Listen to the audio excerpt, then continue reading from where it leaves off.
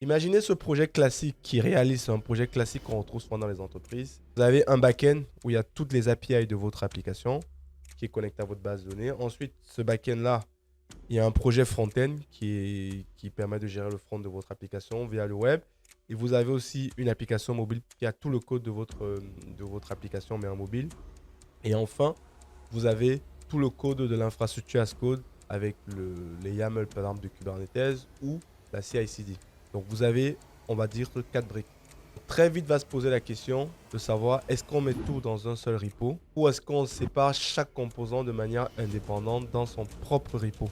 Dans cette vidéo, on va comprendre clairement ce que c'est qu'un monorepo et ce que c'est qu'un multi-repo. On va voir les avantages et les inconvénients de chacun et voir ce que chaque approche peut apporter comme bénéfices et inconvénients. Et surtout, on va essayer de voir dans quel contexte l'un s'y prête plus que l'autre.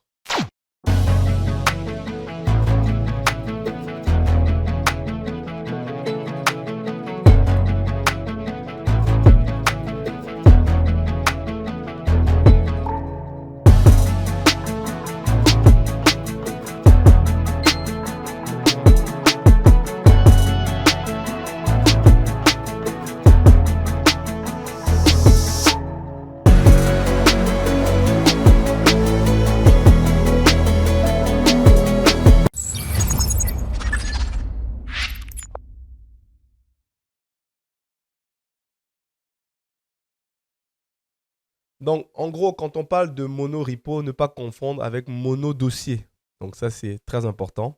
Le monorepo, ça veut dire quoi? Ça veut dire que vous avez juste un repo Git qui va contenir en fait tous les dossiers de chacune de vos briques. À l'intérieur de votre repo Git, vous allez avoir le dossier pour votre front-end, le dossier pour votre back-end, le dossier pour votre mobile, le dossier pour votre infrastructure. Ça fait partie donc du monorepo. Donc, vous allez juste avoir tout ça dans un seul repo Git. Et quand vous allez modifier un élément, que ce soit dans le front-end, dans le back-end, vous allez devoir committer tous les éléments de ce dossier-là. Donc, quand on parle de monorepo, c'est vraiment ça. C'est que vous avez tout le code de votre application, de l'infrastructure, le back-end qui se trouve packagé ensemble. Donc, un git clone, un git pull vous permet de récupérer en une seule commande, en fait, tout votre repo. Il faut savoir que, contrairement à ce qu'on peut penser, de très grandes entreprises, même des entreprises mondiales, utilisent aujourd'hui des monorepos pour gérer certains projets. L'idée clé derrière le monorepo, c'est que vous avez une seule source de vérité pour tout le projet. Maintenant, à l'inverse, le multi-repo, je pense que vous avez compris. Le multi-repo, maintenant, c'est que vous allez avoir un repo Git pour chacun de vos briques. Donc, vous allez avoir un repo Git pour votre backend, un repo Git pour votre front-end, un repo Git pour le mobile et un repo Git pour l'infra as code. Donc, chaque repo va avoir son propre cycle de vie. Ils vont avoir leur propre dépendance, ils vont avoir leur propre système de tagging, leur propre système de versionning et ils sont totalement indépendants et potentiellement chacun d'eux aura une CI/CD. Donc, je m'explique. Dans un monorepo, vous aurez par exemple une CI/CD qui sera assez grosse qui va gérer tous les déploiements de chacun de vos sous-projets. Par contre, avec un multi-repo, c'est chacun des projets Git qui va avoir sa CI/CD. Il faut se dire que dans le multi-repo, on va privilégier en fait la séparation et l'autonomie. Donc, je répète, dans le multi-repo, on va privilégier la séparation et l'autonomie. On va réduire ce qu'on appelle le blast radius. Donc, chaque projet va avoir son propre cycle de vie et il n'aura pas forcément un impact direct sur les autres repos. Une fois qu'on a posé les bases, donc on sait ce que c'est qu'un multi-repo, on sait ce que c'est qu'un monorepo. Maintenant, on va essayer de voir les avantages de chacun. Concrètement, l'avantage du monorepo. Le premier gros avantage, c'est la simplicité de déploiement. Vous en doutez bien. Enfin, c'est vraiment l'un des gros avantages du monorepo. Le monorepo apporte de la simplicité. Un nouvel arrivant qui arrive dans une nouvelle équipe, qui va nous travailler sur un nouveau projet, il a juste à faire un git clone et il va obtenir en fait la vision globale du projet. Si c'est un développeur front-end ou back-end, il n'aura pas juste son petit périmètre sur lequel il va travailler, mais il aura aussi une vision globale de ce que fait son application. Et ce qui fait que l'onboarding sera beaucoup plus simple. Parce que déjà en termes d'onboarding, vous allez donner les droits sur un seul repo Git. Vous n'aurez pas à gérer les droits sur potentiellement 4, 5, 6 repos Git. Donc ça va beaucoup plus vite. Le nouvel arrivant, si c'est quelqu'un qui est assez curieux, il va comprendre rapidement dans quel écosystème, dans quel contexte il va devoir travailler. Il va peut-être savoir que son front-end, qui est sur lequel il travaille tourne sur un cluster, par exemple Kubernetes. Il va pouvoir savoir que ce cluster Kubernetes a besoin de tel nombre de ressources. Enfin, ce deployment Kubernetes a besoin d'un certain nombre de ressources.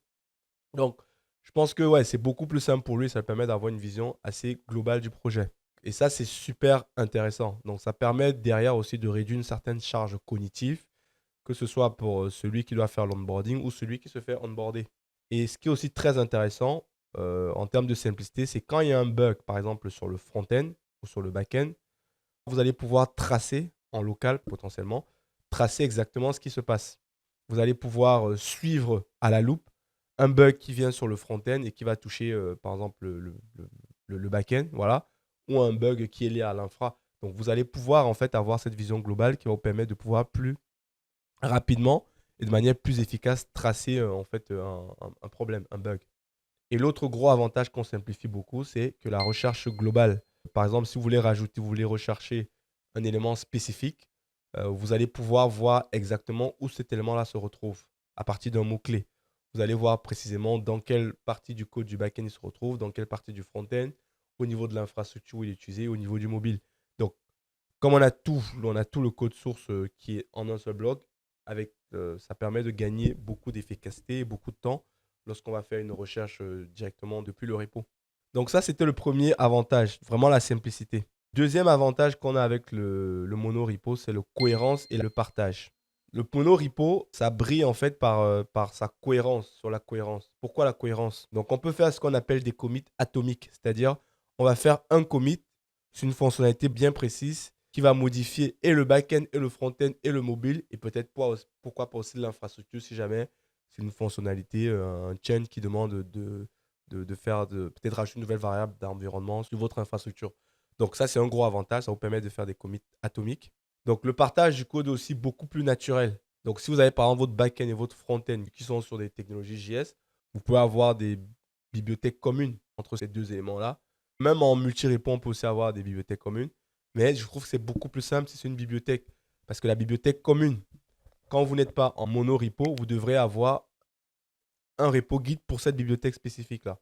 Ouais. Alors que quand vous êtes en mono-repo, la bibliothèque, vous n'avez pas besoin d'avoir un projet guide spécifique pour ça. Vous pouvez avoir sur peut-être le dossier partagé pour vos bibliothèques. Si je prends le cadre, par exemple, de l'infrascode, quand vous faites du Terraform, si vous êtes parti sur une logique de multi-repo, en fait, vous devrez avoir, en fait, si vous avez des modules que vous souhaitez qu'ils soient consommés par plusieurs multi-repos, bah, il faudrait que votre module lui-même soit dans un autre repo. Alors que si vous êtes parti sur une logique mono-repo, ça sera beaucoup plus simple, dans le sens où vous aurez juste un dossier et ça sera partagé en fait à votre projet. Et ça, c'est aussi un gros avantage. Toujours au niveau de la cohérence et du partage, le mono-repo va vous permettre aussi d'avoir un versionning euh, qui est cohérent et un versionning en fait qui est plus efficient et plus efficace. Je m'explique, vous n'aurez pas un back-end qui est en version 5 et un front-end qui est en version 3. Vous n'aurez pas une application mobile qui est en version 6 et un front-end qui est en version 7. Donc, ça permet d'harmoniser ça. Ça permet d'avoir une certaine cohérence. Vous saurez que tous vos éléments, le back-end, le front-end, l'application mobile et l'infra, elles pourront évoluer ensemble avec le même versionning, le même tagging. Et ça permet d'éviter les problèmes de compatibilité qu'on peut avoir où vous avez un back-end qui est désynchronisé de votre front-end parce que c'est deux équipes différentes qui travaillent dessus et chacun d'eux a son propre cycle de vie. Ça, c'est l'un des gros avantages qu'on a, c'est que les commits sont synchronisés et les tags sont synchronisés entre l'ensemble du projet. Et il y a donc ce qu'on appelle dans des configurations. On peut aussi avoir de la configuration unifiée entre tous nos projets. Donc ça, c'est les gros avantages ça, c'est l'un des gros avantages du monorepo. Maintenant, au niveau de la CI/CD, l'autre gros avantage du monorepo, avec le monorepo, vous pourrez vraiment faire des tests de bout en bout. Donc, dans vos pipelines, vous pourrez vraiment faire des tests de bout en bout qui vont vraiment tester votre application de bout en bout, du front-end au back-end ou même de l'application mobile, même avec l'infra. Pourquoi? Parce que comme tous les éléments de votre infrastructure, de votre projet, se trouvent dans le même repo, vous avez cette vision-là pour pouvoir implémenter des tests unitaires qui sont vraiment réalistes. Ce qui n'est pas le cas lorsque vous êtes en multi-repo. Parce qu'en multi-repo, si vous travaillez que sur du front-end, vous avez beau faire votre test de front-end, mais ça ne pourrait pas être des tests réalistes parce que vos tests ne vont pas prendre en compte les contraintes du back-end. Et inversement. Alors qu'en monorepo, comme vous avez accès au code source de tout, Vous avez vraiment possibilité de faire des tests qui sont robustes, réalistes et vraiment beaucoup plus efficaces. Et le dernier, pas le dernier, il y en a plus d'autres, mais l'autre gros avantage qu'on retrouve aujourd'hui à faire du monorepo, notamment avec l'accélération de l'IA et le fait d'avoir des agents qui nous aident à coder, le fait d'avoir un monorepo va beaucoup aider votre développement basé sur l'IA. Parce que le fait d'avoir un contexte global va vous permettre d'aller beaucoup plus vite et va permettre à l'IA de vous aider de manière beaucoup plus efficace aussi. Parce que tout est dans le même dossier.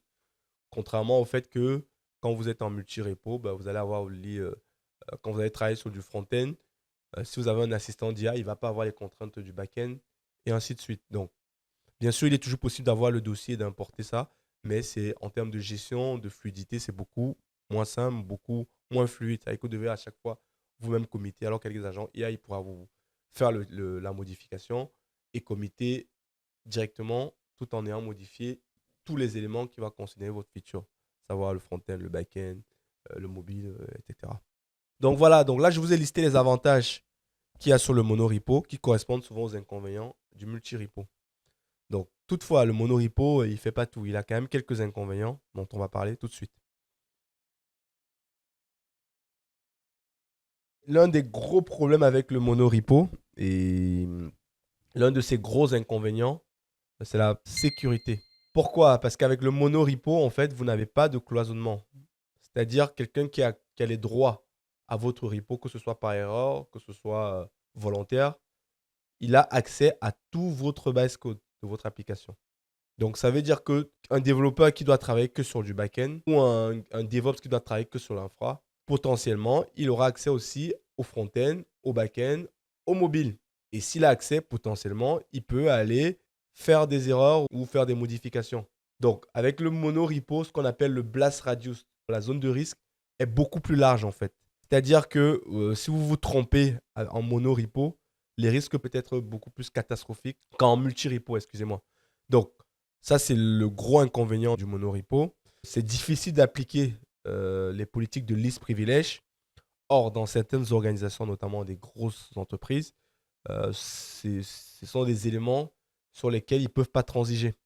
Donc, ce qui fait que, en général, ils ne veulent pas que vous allez souvent avoir des organisations dans lesquelles on ne veut pas que les développeurs sachent ce qu'il y a dans l'infra parce que ça leur donne peut-être trop de pouvoir. On ne veut pas peut-être qu'ils sachent les paramètres en production de bases de données ou les paramètres des ressources, différents éléments. Et inversement, on veut peut-être pas aussi que les gars de l'infra puissent savoir ce qu'il y a dans le code de manière détaillée. Ça peut arriver. Donc, avec le monorepo, vous n'aurez pas ça. Donc, si vous faites une politique de monorepo, c'est une grosse organisation. Sachez qu'à chaque personne que vous allez donner accès à votre repo, bah, potentiellement, il aura accès à tous les éléments de votre projet. Et comme je l'ai dit, dans cette organisation, ce n'est pas acceptable. Donc, il n'y a pratiquement pas de politique de liste privilège qui peuvent être implémentées avec le monorepo. L'autre inconvénient aussi, toujours en termes de sécurité, c'est s'il y a des éléments de sécurité, forcément, si l'infra fait partie aussi de votre monorepo, vous aurez forcément des secrets, vous aurez forcément certains paramètres indispensables, vous aurez par exemple des configs de production. Ben, ces éléments-là seront potentiellement accessibles à un développeur, à un stagiaire qui vient d'arriver dans l'équipe de dev. Il aura peut-être potentiellement accès à ces informations-là. Et ça, est-ce que c'est souhaité? Est-ce que c'est voulu? Donc ça, c'est aussi un inconvénient. Parce que dans certaines organisations, il y a un besoin fort de cloisonnement et ça, vous ne l'aurez pas avec le monorepo. Et comme je l'ai expliqué, je vais le redire encore, de blast radius est assez fort. Donc, s'il y a un impact sur votre monorepo, ça peut, par erreur, ça peut toucher tout le monde. Donc, si un développeur il a utilisé un agent IA pour lui demander de coder une nouvelle feature et que l'IA, malin comme elle allait modifier plein d'éléments sur l'infra, sur le back-end, sur le mobile, alors que le développeur voudrait modifier que le front-end et que le développeur il a automatisé son IA pour qu'il commit et que pour X raisons, ça n'a pas été bien testé, vous vous retrouvez en production avec production qui est down, qui peut tomber. Donc ça, c'est problématique qu'on a avec les monorepos.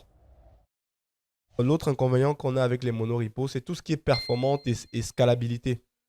Donc scalabilité, c'est la mise à l'échelle, entre guillemets. Donc votre monorepo, selon le projet, il va forcément devenir très gros. Il peut devenir très gros à un moment donné. Vous imaginez, vous avez votre back-end, le front-end, l'infra, le mobile, tout dans un seul et même package. Forcément que ça va être beaucoup plus gros. En conséquent, les opérations avec Git, quand vous allez faire vos pulls, vos push, vos commits, ils vont être beaucoup plus lents. Et deuxièmement, l'autre inconvénient aussi, toujours en termes de performance, vos CI/CD vont être assez complexes. Donc ça aussi, c'est l'un des gros inconvénients des monorepos. Parce que si vous avez une CI/CD qui doit builder votre front-end, qui va builder votre back-end, qui va builder votre APK ou bien votre IPA pour le soumettre sur les stores, et qui doit ensuite aussi euh, builder gérer vos images Docker, enfin, et déployer l'infra avec le bon tag, bah, tout ça, ça va faire que vous allez vous retrouver avec une pipeline, une CI/CD qui va être assez longue et complexe. Heureusement, vous aurez quand même toujours possibilité dans votre CI/CD d'avoir plusieurs fichiers. Donc, vous pouvez avoir, par exemple, si on prend le cas de GitLab, vous aurez par exemple un fichier gitlab-ci.yaml qui derrière va appeler par exemple le pipeline pour le backend, le pipeline pour le front-end, le pipeline pour l'infra et pour le mobile. Mais qu'à cela ne tienne quand même, in fine, vous aurez quand même une pipeline qui est assez complexe, qui est assez dense, qui est assez large en fait. Et la mise à jour et la maintenance de cette pipeline, ça peut être assez complexe, notamment si les équipes qui ont mis ça en place partent à un moment donné qu'il y a des nouveaux arrivants qui ont été mal onboardés. Donc ça, c'est une problématique qu'il y a aussi avec le monorepo. Un autre inconvénient qu'il y a aussi avec les monorepos, c'est tout ce qui est organisation et gouvernance. Donc c'est un peu lié à ce qu'on appelle le list privilège. Vous allez avoir potentiellement plus de conflits, donc notamment pour les grosses équipes. Vous allez retrouver avoir des conflits qui peuvent être beaucoup plus réguliers. Voilà. Donc, un dev a fait un change sur le front-end et un DevOps a fait a fait un change sur l'infra. Les deux en comité se retrouvent avec des conflits. Or, le développeur, lui, le gars de l'infra, potentiellement, il ne maîtrise pas trop le front-end. Donc, il ne sait pas trop comment lui-même gérer ses conflits. Et pareil, le développeur qui se prend un rebase avec les changements sur l'infra ne sait pas trop comment gérer ça. Donc, ça peut être assez problématique. Donc, vous aurez potentiellement beaucoup plus de conflits. Et surtout, la résolution de ces conflits-là va potentiellement demander souvent plusieurs compétences, en fait. Comme dans votre repo, vous avez, entre guillemets, plusieurs compétences. euh, vous avez, par exemple, une compétence pour le front-end, une compétence pour le back-end, une compétence pour le mobile, une compétence pour l'infra. Donc, si vous avez des conflits, le développeur tout seul, chacun qui est spécialisé dans une brique, il aura potentiellement du mal à pouvoir résoudre les conflits tout seul. Ce qui n'est pas le cas lorsqu'on est en multi-repo. Et donc, vous allez par exemple avoir des historiques assez longs, des code reviews qui sont assez chaotiques. Donc, c'est quelque chose aussi de très important à checker si vous voulez faire du mono-repo, notamment dans les grosses équipes. Donc, c'est un peu tout ce qu'on peut dire sur les mono-repos. Donc, maintenant, on va parler des multi-repos, mais ça va être à peu près la même chose. Ça va être l'inverse de ce que je vous ai dit dans la plupart des cas. Donc, on va parler maintenant des multi-repos, de leurs avantages et des inconvénients. Sans surprise, le tout premier avantage qu'il y a de faire du multi-repo, c'est l'isolation. C'est une isolation stricte et ferme de vos projets, de chacun des projets, de chacune de vos briques. Donc, vous allez avoir peut-être chaque équipe va avoir son repo. C'est elle qui va gérer qui a accès à ce repo-là. C'est elle qui va gérer les conflits. C'est elle qui va gérer les dépendants. Elle ne va pas dépendre d'une autre équipe, en fait. En cas de problème, ce qu'on appelle le blast radius est très limité. Donc, si le développeur s'est trompé sur le front-end, bah, il sait que ce n'est que le front-end que ça va toucher. Il ne va pas aller il n'y aura pas d'impact avec les gars de l'infra ou les gars du back-end. Voilà, donc c'est vraiment très, très limité à ça. Donc ça, et c'est même le premier gros avantage, le gros avantage que vous avez à faire du multi-repo. Vous avez aussi toutes les contraintes qui sont aussi liées à ça, de list privilège. Donc on sait qui a accès à quoi, on peut limiter les accès. Ça permet d'éviter qu'une seule personne ou que des personnes puissent se retrouver avec toute la base cause. L'avantage aussi du multi-repo, c'est, ça aussi c'est important, on en parle peu, mais vous n'allez pas, ça va être difficile d'avoir des gens qui vont couper votre projet. Imaginez, vous avez un développeur, un consultant qui vient faire 6 mois dans votre startup. Vous ne savez pas qui c'est, vous ne savez pas ce qu'il faisait avant. Ben, potentiellement, il peut récupérer toutes les sources de votre projet quand vous êtes en multi-repo et partir avec.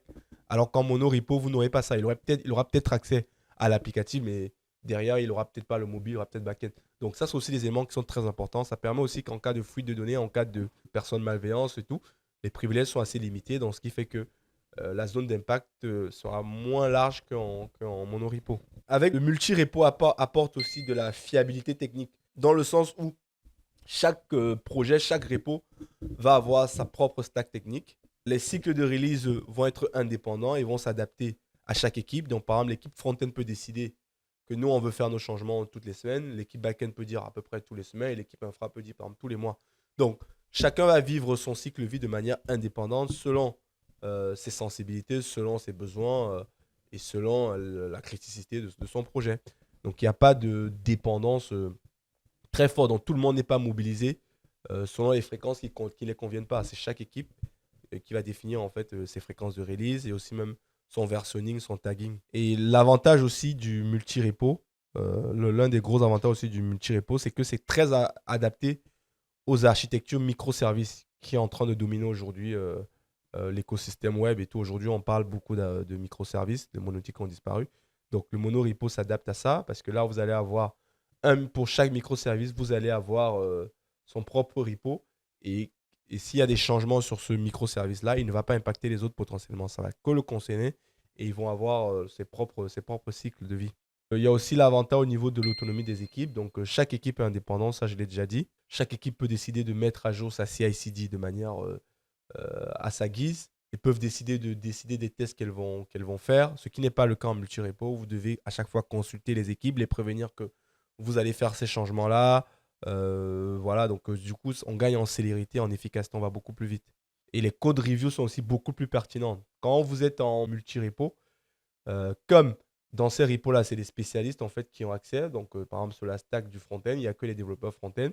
Ce qui fait que les code reviews que vous allez avoir vont être beaucoup plus pertinents parce que ce sont vos pairs, entre guillemets, qui vont potentiellement pouvoir approuver vos changes. Alors que quand vous êtes en mono-repo, bah, ce mono-repo, vous avez les gens du front-end, du back-end, tout le monde, en fait, de l'infra, qui peuvent potentiellement faire des approuves sur des merge requests qui concernent le front-end, ou des gars de l'infra qui vont faire des merge, enfin, qui vont faire, ou des gars du front-end qui vont faire des approuves sur des changes qui concernent l'infra.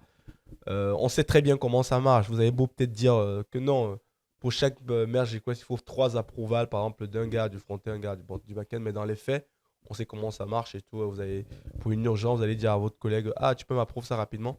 Ce qui est moins le cas quand vous êtes en multi-repo, parce que en multi-repo, je vous dis, c'est un gros avantage. Les gens sont assez spécialistes. Ceux qui ont accès à ce repo-là, ils sont vraiment spécialistes. Ceux qui ont accès, par exemple, à l'infra, qui est fait avec du Terraform, ils vont connaître de quoi il s'agit. Donc, ce qui fait que ils ne seront pas brouillés par d'autres éléments. Imaginez, vous faites une merge request dans laquelle il y a les chains sur le front-end, le back-end, l'infra. Enfin, les gens qui vont recevoir cette merge request-là, ils auront tendance à se focus que sur ce qu'ils se connaissent et passer à côté des autres éléments, en fait. Alors que ce n'est pas le cas quand vous êtes en multi-repo. Donc ça, c'était un peu les avantages qu'on a avec le multi-repo. Maintenant, on va voir les inconvénients concrets qu'il y a à faire du multi-repo.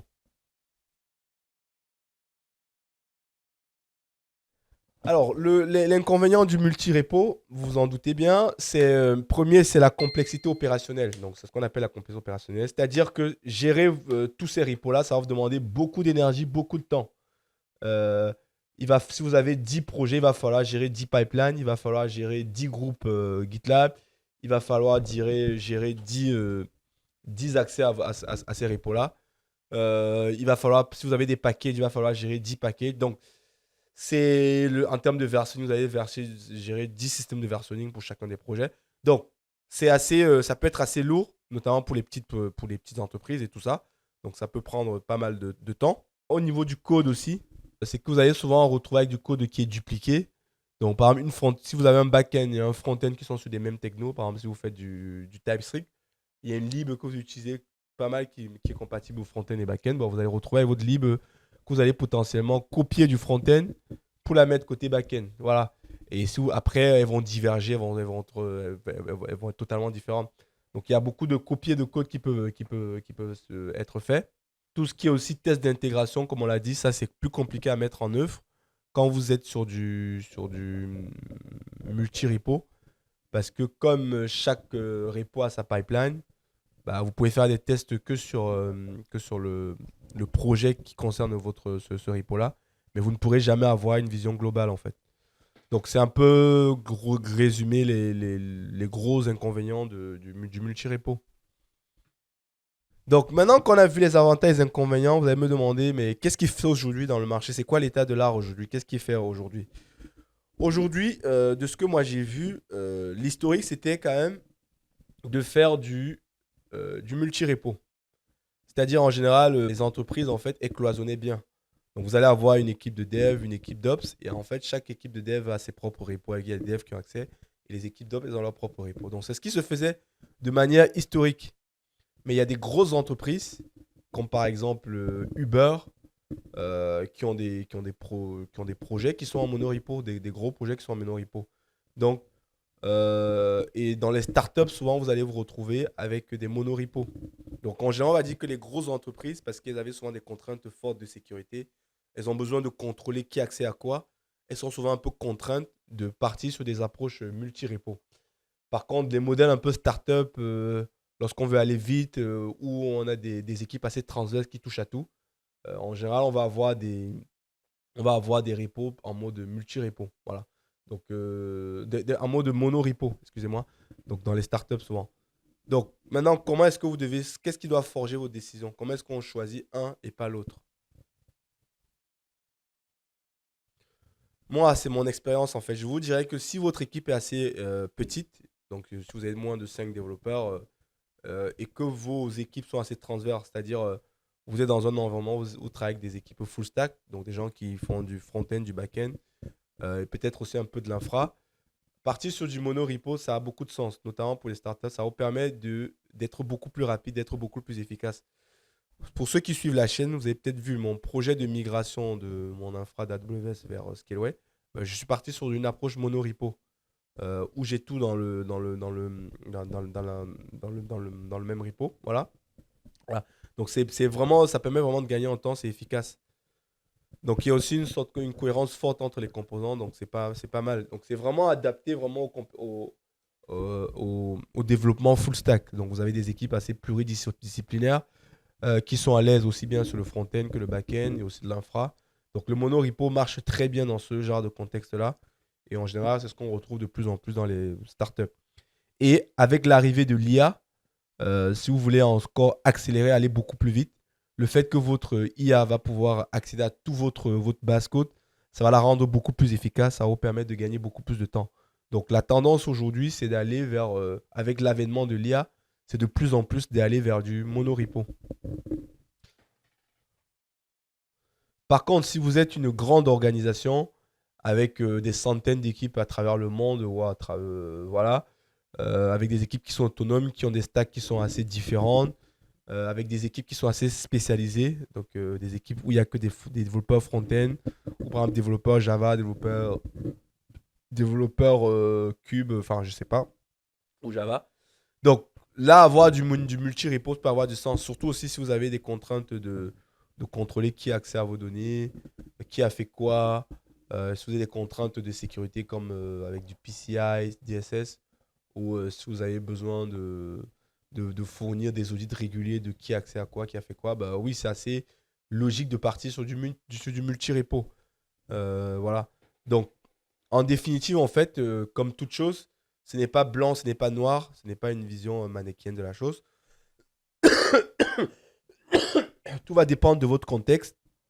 Et on va souvent avoir des approches hybrides. Peut-être vous allez avoir des projets dans lesquels qui sont un peu plus sensibles, qui demandent plus de contrôle, plus de vigilance. On pouvait faire par exemple du multi-repo dans ce cas. Mais lorsque vous êtes sur des projets un peu simples, où il n'y a pas de criticité, où il n'y a pas de contrat, il n'y a rien à cacher entre guillemets, bah, vous pouvez partir sur du mono-repo. Donc la vérité, c'est un peu au milieu des deux en fait. Il n'y a pas de bonne et de mauvaise approche. Tout dépend toujours du contexte et de ce que vous voulez faire, des compétences que vous avez en interne. Voilà. Donc, par exemple, chez HKTech, nous, on a un mix un peu des deux. Voilà, il y a des projets où on fait du multi-repo, où il n'y a pas des contraintes de sécurité, où il n'y a pas des contraintes très fortes. Par exemple, les sites internet, voilà, on les fait soit en monorepo. Par contre, des applications un peu critiques qui sont assez sensibles, là, on va souvent partir sur du multi-repo, pardon, sur du multi-repo quand c'est critique et quand c'est pas critique, sur du mono-repo. Voilà. Donc, c'était tout pour cette vidéo-là. Donc, si vous devez retenir une seule chose, en fait, de chacun d'eux, sachez que le monorepo, c'est très bien quand vous voulez aller vite. Si vous voulez être aidé par l'IA pour qu'il ait une vision totale et complexe de votre projet, c'est très bien. Si vous êtes une petite équipe avec des gens qui sont full stack, ça peut bien marcher dans ce cas-là. Par contre, le multi-repo, si vous avez des contraintes de sécurité, de contrôler qui a accès à quoi, ça va très bien dans ce cas-là. Donc, chacun d'eux a ses avantages et ses inconvénients. Donc, il n'y a pas de solution universelle. Et le bon choix va dépendre, comme je l'ai dit, de votre équipe, votre contexte, de vos compétences. Voilà. Donc, dites-moi en commentaire ce que vous en pensez, ce que vous faites dans vos entreprises. Et est-ce que vous étiez déjà posé la question de savoir pourquoi il y avait du multi-repo, du mono-repo, voilà. Donc, c'est terminé pour cette vidéo et je vous dis à très vite pour une prochaine vidéo. D'ici là, portez-vous bien. Au revoir.